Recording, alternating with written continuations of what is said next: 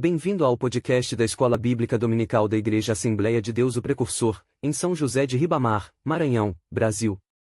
Hoje, vamos refletir sobre a lição 6, texto áureo. Disse, então, Pedro, Ananias, por que encheu Satanás o teu coração, para que mentisses ao Espírito Santo e retivesses parte do preço da herdade?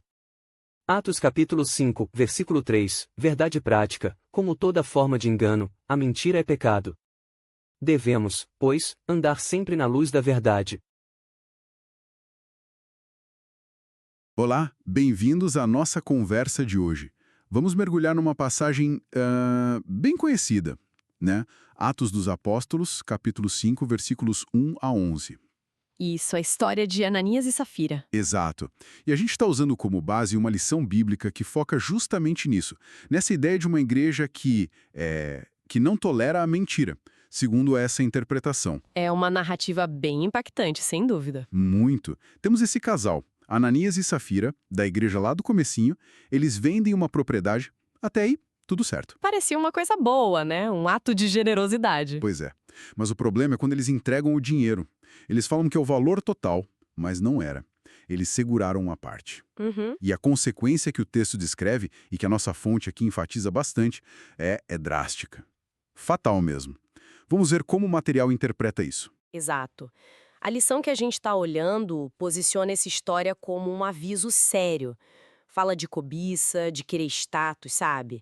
E principalmente da tentativa de enganar. E não só as pessoas, os líderes. Não só, mas, pela visão da fonte, enganar o próprio Espírito Santo. O versículo-chave que eles destacam, o texto áureo, é a pergunta de Pedro.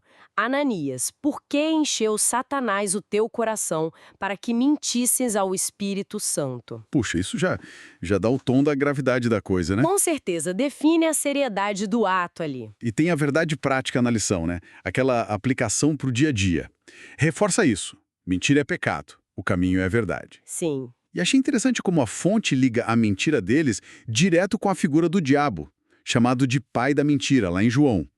A interpretação é que ele teria instigado Ananias. Isso, Atos 5, verso 3 menciona isso. Mas, olha, um ponto que a fonte faz questão de frisar é a responsabilidade pessoal. Assim, como assim? Quer dizer, Satanás pode ter induzido. Sim, mas não forçou. A escolha de mentir foi do Ananias. E depois da Safira, que concordou, né? Ela estava junto no plano. Entendi. Pedro até fala pro Ananias, você não mentiu para homens, mas para Deus. A fonte argumenta que foi um ato livre deles. Talvez quisessem o reconhecimento, como outros que doaram tudo. Tá, buscando um status?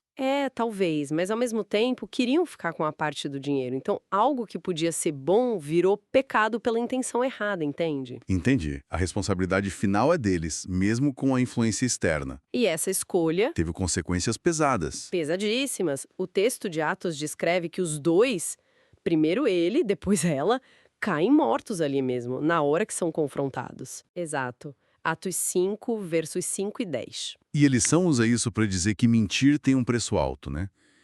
Que a gente tem que pensar nas consequências. Sim. E o efeito imediato ali na comunidade, segundo o verso 11, foi um grande temor.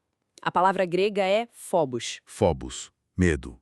Pode ser medo, mas a fonte interpreta não só como pavor, mas como uma reverência profunda. Um respeito enorme pela santidade de Deus e pela seriedade que ele esperava da comunidade.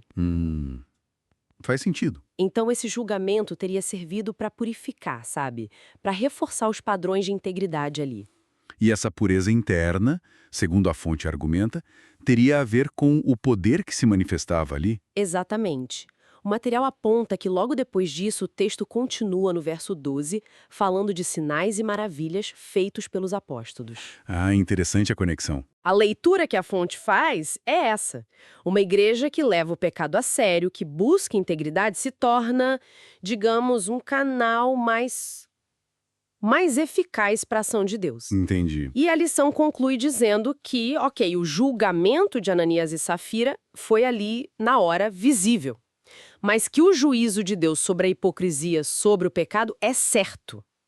mesmo que não seja sempre assim instantâneo. A fonte até cita Corinto, né?